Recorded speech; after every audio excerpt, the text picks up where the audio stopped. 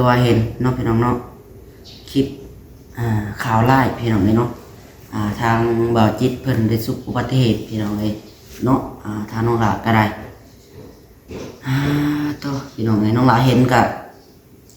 ตกใจพี่น้องเลยเนาะเพราะว่าเห็นอ้ายเพิ่นไล่คิดว่าสิบ่ทันอะไรพี่น้องเลยเจ้าของรถที่ว่าโป๊กไปนั่นแหละถ้าว่าพี่น้องรถสองพ่อลูกนั่นตกคลองพี่น้องเนาะน้องหลาเบิ่งคลิปนี่จากที่น้องหลาบรรยายเบิ่งนะพี่น้องถ้าว่า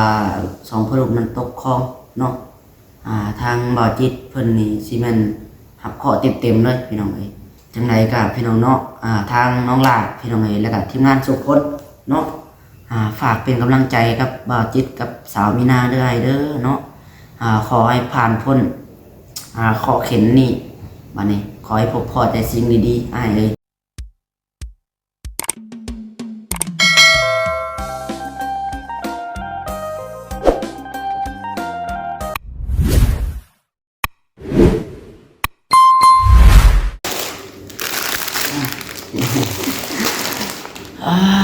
ตกมากำลังสิต้มมีน้องไอ้เนาะอาหารเช้าน้องหลักต้มมีทางน้องๆเป็นเฮ็ดเวียกแล้วล่ะพี่น้องเลยเนาะน้องหลักกะว่าสิมาเปิดคลิปเนาะนี่กำลังต้มมีเอาจังใดพี่น้องเลยว่าสินั่งคุยโอลมเบิ่งพี่น้องเนาะก็ไม่มี FC แหละเรื่องน้องหลาคือว่าเห็นเนาะพี่น้องเนาะคลิปข่าวไล่พี่น้องเลยเนาะทางบ่าวจิตเพิ่นได้สุขอุบัติเหตุพี่น้องเลยเนาะทางน้องหลาก็ได้ตัวพี่น้องเลยน้องหลาเห็นก็ตกใจพี่น้องเลยเนาะเพราะว่าเห็นอ้ายเพิ่นไล่คิดว่าสิบ่ทันอะไรพี่น้องเลย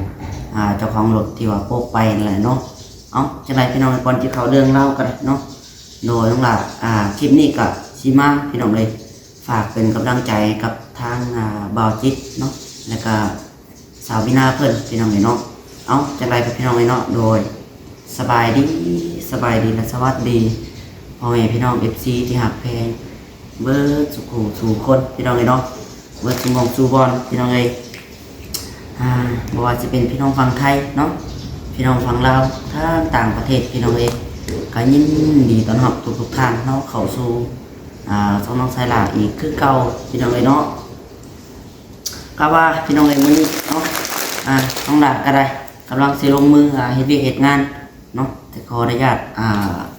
มาถ่ายคลิปก่อนพี่น้องจะได้จักหน่อยเนาะเปิดคลิปแล้วก็สิไปเบิ่งเวียกทางพุ่นละ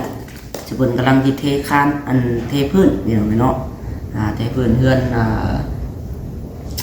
น้องหมายเพิ่นพี่น้องเนาะคือว่าเพิ่นกำลังสิเทพื้นตารางเฮือนถ้าน้องหลาก็เลยว่าให้เพิ่นคอยถามเนาะพอดีต้มมียังบ่ทันกินข้าวเช้าดำพี่น้องเลยเนาะเดี๋ยวแกะมี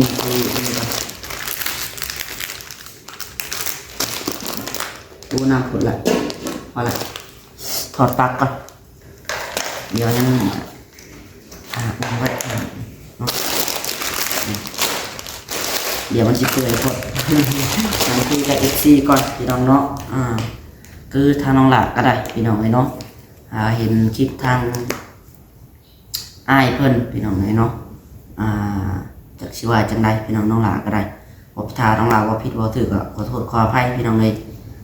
น้องหลาก็อยากฝากเป็นกำลังใจกับทางอ้ายนั่นแหละพี่น้องเนาะบ่าวจิตแล้วก็สาวมีนาเพิ่นพี่น้องเลยในสุขอุบัติเหตุในครั้งนี้พี่น้องเนาะถ้าน้องหลาก็ได้บ่มีหยังพี่น้องเลยมีแต่ขอให้อ้ายผ่านพ้นจากธุรกิจนี่ผ่านไปโดยดีไอ้เนาะบัดนี้บ่ให้ขอให้เข็นแน่บัดนี้เนาะบ่ให้พบพ่ออีกบัดนี้พี่น้องเนาะเอาจังใดพี่น้องน้องหลาก็ได้เนาะจากที่เบิ่งคลิปมาพี่น้องเนาะถ้าว่าพี่น้องรถสองพ่อลูกนั่นตกคลองพี่น้องเนาะน้องหลาเบิ่งคลิปนี่จากที่น้องหลาบรรยายเบิ่งนะพี่น้องถ้าว่าสองพ่อลูกนั้นตกคลองเนาะทางบ่าวจิตเพิ่นนี่สิแม่นหับเคาะเต็มเลยพี่น้อง เพิ่นสิว่านี่บ่จิตนี่ต่ำแน่นอนพี่น้องเนาะมาแล้วรถก็แนวผู้นั้นพี่น้องพอผู้นั้นเพิ่นบ่ได้อยู่ได้พี่น้องเนาะเพิ่นได้ไปพี่น้องเอ้ยว่าง่ายคือเฮ็ดผิดแล้วปกนะพี่น้องเนาะปกหนีหรือว่าในไรเนาะน้องหลาก็ว่าปกนั่นแหละพี่น้องคันว่าปกมันสิไปไกลปานนั้นบ่เนาะว่าได้ก็ได้พุกตั้งแต่โดนนกคูนว่ะฮอดทางแบงซิโนพุกจนจะฮอดบนขายปิ้งไก่พี่น้องเอ้ยน้อยหนึงว่ะจนฮอดทางข้ามน้ำพี่น้องคันว่าบ่ค่ารถทางหน้านี่ก็โอ้โตจักสิว่าจังไดพี่น้องรถจักรจักสิทันบ่ทันนั่นล่ะไล่รถใหญ่เนาะคือน้องหลาเบิ่งนี่แหละพี่น้องเอ้ยขณะนั้นยังเกือบเลยพี่น้องยังดีอ้ายเพิ่นทันเนาะพี่น้องเอ้ยจังไดก็ทางน้องหลาพี่น้องเนาะฝากพี่น้องเอ้ยจากจิตจากใจทางน้องหลาและก็ทีมงานทุกคนเนาะเป็นกำลังใจให้กับอ้ายเด้อเนาะจังไดก็ขอมขอบใจจากอ้ายพี่น้องเนาะที่ซอยมาพี่น้องเอ้ยเป็นเนาะอ้ายเพิ่นก็มาพี่น้องเอ้ยมาถ่ายคลิปเนาะมาหาน้องๆพี่น้องเอ้ยจนได้เกิดอุบัติเหตุน้องหลานก็เห็นคลิปก็โอ้พี่น้องเอ้ย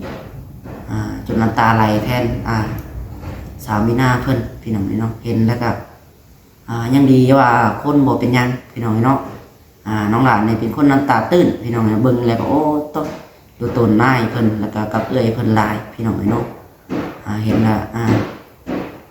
จักชีวาจังไหนพี่น้องเนาะน้องหลานก็ได้แทบสอบแทบเนาะเห็นแล้วพี่น้องเลยยังดีแต่ว่าอ้ายเพิ่นบ่เป็นหยังพี่น้องกับเอื้อยเพิ่นไม่แต่ว่ารถเป้เพพังน้องหลานก็เบิ่งติดตามทุกคลิปพี่น้องเลยเนาะเห็นแน่อ้ายเพิ่นเอารถเขายังซ่อมแปลงแล้วเนาะ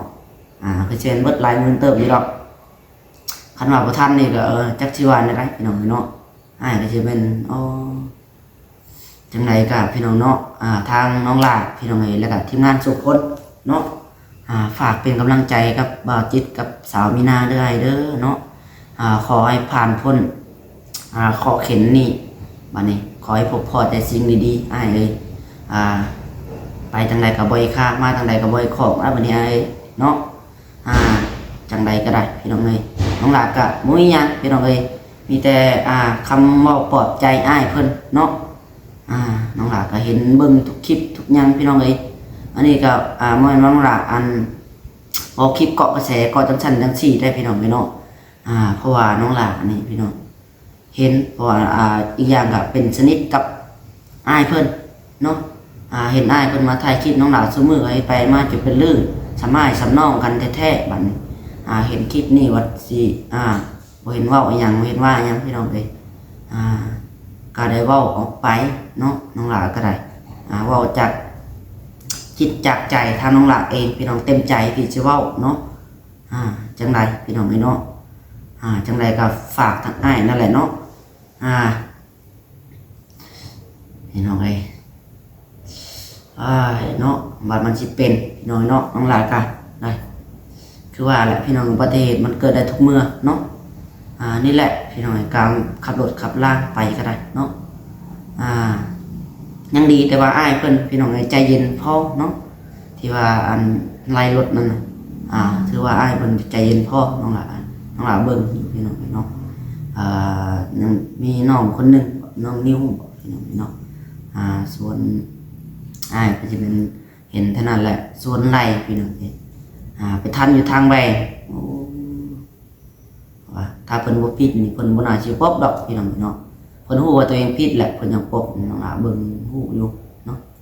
อันนี้ก็บ่ได้ว่าให้โทษไผได้พี่น้องเลยเนาะน้องหลาก็เว้าตามสิ่งที่ตาน้องหลาเห็นพี่น้องเลยแต่ว่าฮู้เบื้องหลังมันสิเป็นแนวใดเนาะอันนี้ก็ถ้าว่าน้องหลาผิดก็ขอโทษขออภัยพี่น้องเลยน้องหลาก็เบิ่งไปตามคลิปแล้วก็บรรยายไปนํพี่น้องเลยเนาะจังได๋ครับพี่น้องเลยฝากFC ทุกๆคนเนาะเข้ามาเป็นกำลังใจทางอ้ายเพิ่นแน่พี่น้องเนาะFC ที่ฮักแพงพี่น้องเอ้ยน้องหลาก็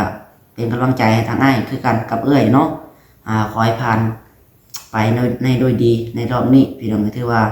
ฮอดคาดสิเกิดพี่น้องเอ้ยไผก็ห้ามมันบ่ได้เนาะถึงเวลามันเกิดก็ได้แต่ว่าเราก็ต้องคอยแก้ไขมัน พี่น้องเนาะจากไรก็น้องหลาและก็ทีมงานสุคนทางนี้ก็เป็นห่วงเป็นใยอ้ายเป็นกำลังใจอ้ายพี่น้องให้อ้าย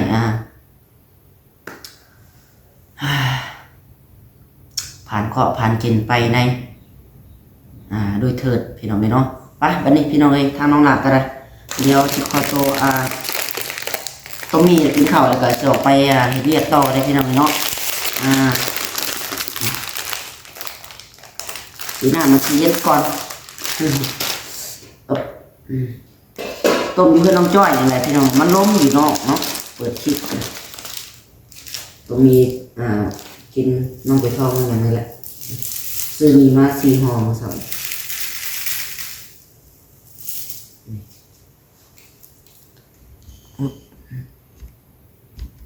นี่พี่น้องเลยมาหน่อตรงนี้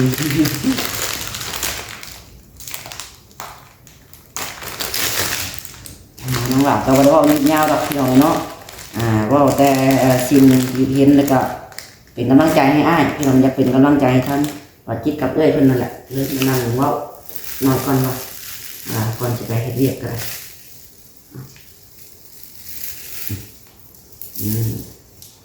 ต้มกับข้าว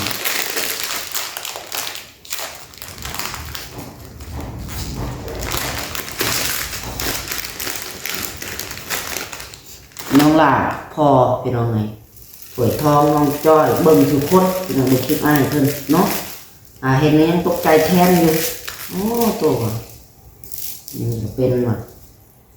ยังดีได้เพิ่นอ้ายเพิ่นบ่เป็นหยังพี่น้องเนาะ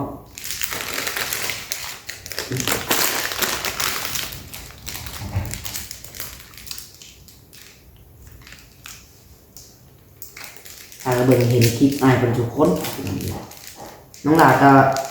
เห็นคลิปเพิ่นตอนมัน10 โมงเลยนะพี่น้องน้องหล่ากำลังว่าสินอนว่าเห็นเขาเบิ่งคลิปอ้ายกันหน้าว่ะโค้ชแต่เก่าก็เคยเบิ่งคลิปซัพพอร์ตในการยุคพี่น้องเลยงานก็ได้เบิ่งคลิปง่ายเพิ่นตลอดได้พี่น้องอ้ายเพิ่นมาถ่ายคลิปถ่ายก็เบิ่งซัพพอร์ตเนาะเบิ่งโฆษณาให้กันอยู่บ่แล้วกลับไปเบิ่งว่าเสร็จว่าเห็นอ้ายเพิ่นเกิดอุบัติเหตุแหละ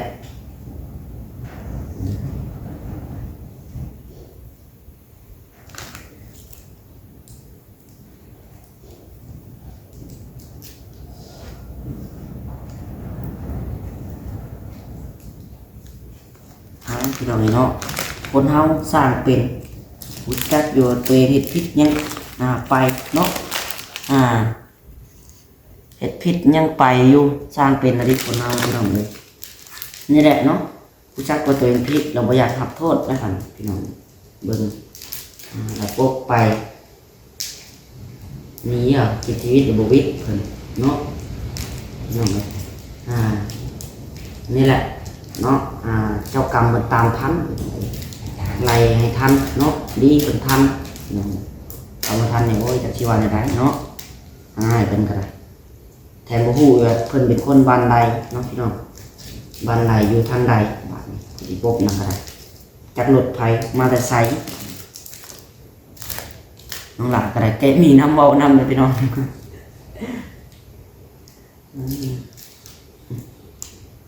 น้ำเย็นบ่ได้ไปจัก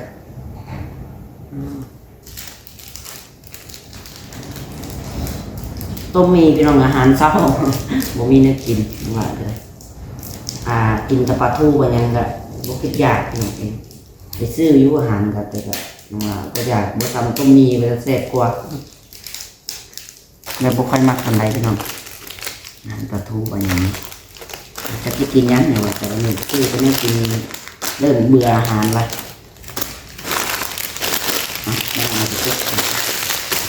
เอาไปจะทำ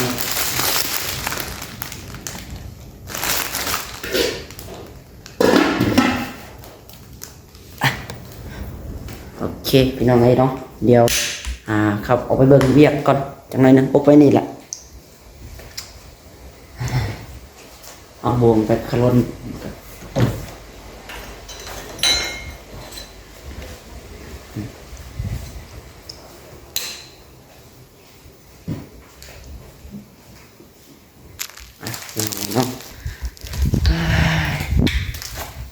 ได้ไปเดี๋ยวเนาะจังไรก็ฝาก FC นั่นแหละพี่น้องเลยเนาะใส่คลิปนี้ไปให้อ้ายเพิ่นเบิ่งแน่น้องหลาก็ได้เป็นหูเป็นใยคือเก่านั่นเลยใช่เอามีนิดถูกจะเพิ่นกำลังจะเทพื้นพี่น้องเลยเนาะทางนั้นกำลังเทพื้นเพื่อนเขาแบบเพื่อน้องไม้อยู่เนาะไปเดี๋ยวน้องหลาจิเขาเบิ่งพี่น้องเลยเห็นคลิปก็โอ้ตกใจพี่น้องเลยตกใจแทนเอื้อยเพิ่นอ้ายเพิ่นเนาะน้องหลาก็ได้เป็นมาหาน้องๆแรงนี่เอ้าเมื่อเกิดสุขอุบัติเหตุแล้วว่ะเมื่อหมอเดือนซ้ำอ้ายเพิ่นก็ได้เนาะ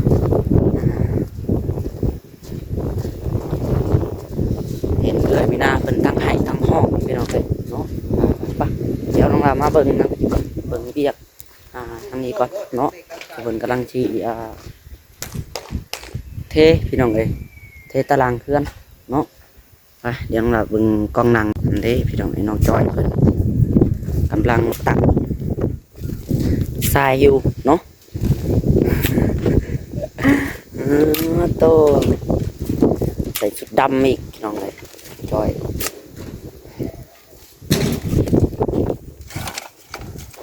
เอาแง่น้องจอย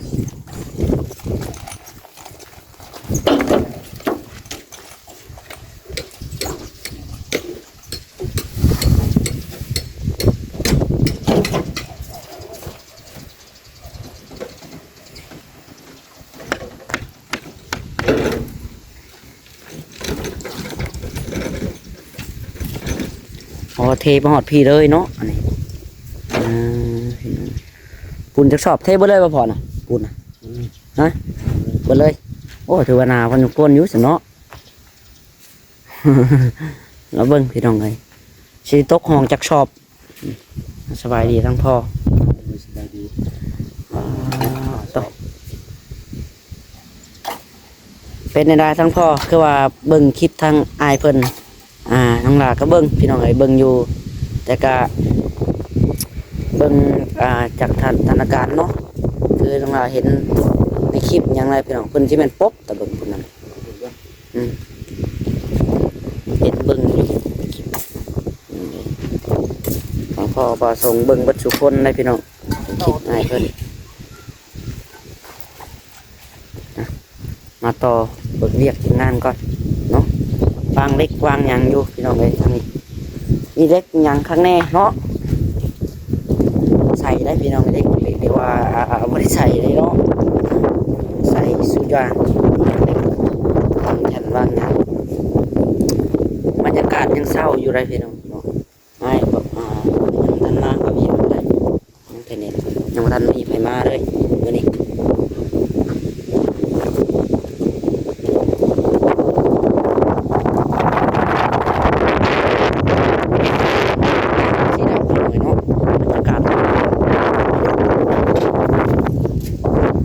น้องทองลูกไม่แม่FCเป็นห่วงเจ้ายุกสบายดีน้องทองลูกคอเป็นอะไรใครแน่แล้วใครแน่วะตุ้ยหน่อยหนึ่งเนาะใครอยู่ไอ้แวบมันแวบแน่แล้วนอนนี่เป็นคือบ่ปันไดบ่เข่งปันไดพี่น้องเมื่อวานซื้อนี่ยังแบบเข่งชะมุกปุ๊บเนาะพี่น้องระวังเลยเนาะเล็กยุ่มหนาดิ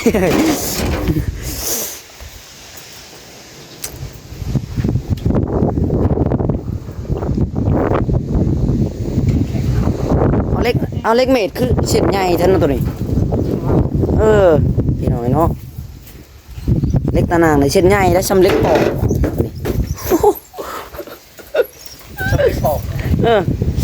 ของเฮาที่ว่าเคยเทเส้นบ่ได้ใหญ่ปานนี้ได้เนาะนี่พี่น้องเลยเนาะใหญ่คักดีนี่จะพอแล้วเนาะเปิดท้องดึงมาอยากไปอยู่มันแข็งมันครบเลยดีกว่าทันเนาะโอ้ยบุญเลยเล็กตะปูสี่ลูกได้ไหมดีเพราะโอ้โหเนาะ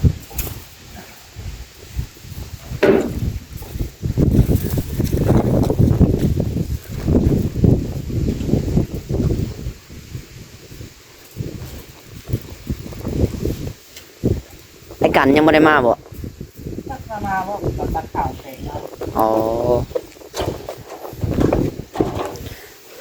ไอ้การปลูกแตงเพิ่นปลูกแตงอยู่หน้าเพิ่นอยู่หน้าพุ่นล่ะเนาะ งามหรือ มักแตงงามบ่ เนี่ยงาม อยู่หน้ามันมีงามอยู่แล้ว ดินอยู่หน้าน่ะมันคืออยู่นี่แหละอยู่นี่ผมว่างาม เลิกปะนี่ ยืมของจอยมาใส่ ยังบ่ ขนาด ก็น่าไงบ่พอซ้ำเนาะหน่อยหนึง ของจอยเยอะยืมของจอยมาใส่ ขอเราแล้วเนาะน้อยเดียวนึงยืนยังยืนมีจะได้ชงอยู่ ขอเลยน่ะน้องจ้อยก็ได้จะขอเงิน ขอมาใส่แล้วน้อยเดียวนึงเนาะสิบ่ได้ปานใดพี่น้องไอ้เนาะนี่ตัวนี้เล็กตัวนี้ขอน้องจ้อยน่ะน้องจ้อยก็อยู่นี่เอ้ยขอเด้อเล็กเล็กเมตรจะเหลืออยู่เป็นก้ออยู่ ขอมาใส่ให้น้องเพิ่นทำทัวซะพี่น้องน้อยบ่หลายบ่พอเพิ่นซื้อมาก้อหนึ่งบ่พอบ่พอสำเนาะของจ้อยมาใส่ก็ได้น้อยๆหนึงน้อยบ่หลายว่ะยังแจนี่แหละไปนี่ไปเนาะโอเคสำหรับที่นี่ก็ได้สิขอตัวไปก่อนพี่น้องเดี๋ยวลาแล้วเนาะเดี๋ยวขอตัวไปกินข้าวกันได้พี่น้องแบบนี้นั่งโอรบคุยพี่น้องเลยเนาะกับซีกันโดนพอสมควรแล้วพี่น้องไปโอเคสำหรับที่นี่ก็ถ้าว่าผิดพลาดประการใดขอโทษขออภัยในแม่ซีวัสุขุสุขคนพี่น้องเนาะเอาสำหรับที่นี่ก็น้องลาจะขอกล่าวค